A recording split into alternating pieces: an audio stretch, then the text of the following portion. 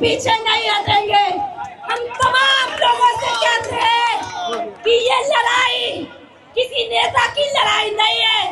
हम सबसे कहते हैं कि हम एक मंच से साझा होकर अपनी लड़ाई लड़ेंगे।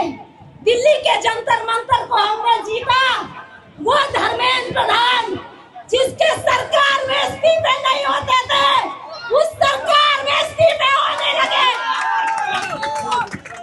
इस सरकार में इस्तीफे हुए और हमने इस भारत के प्रधानमंत्री को झुका दिया, इस तानाशाह सरकार को झुकाया। अब जरूरी है इस बिहार के लोगों की न्याय के लिए, जब जब देशों में कहीं जरूरत पड़ी है, बिहार के नौजवान उनके साथ खड़े रहे। आज हम आपकी बहन आपसे अपील करते हैं, ये लड़ाई ना मेरी है, न ये लड़ाई अमन की है, ये लड़ाई पूरे बिहार के छात्र, बिहार के नौजवानों की है, वो गरीब बच्चों की है जो अपने गांव से सपना लेकर आते हैं कि हम कल को अधिकारी बनेंगे। उस सपने को हम पूरा करेंगे और इस तानाशाह सरकार से लड़ेंगे। और आपसे कहते हैं कि आप बिहार को न्याय दिलाइए।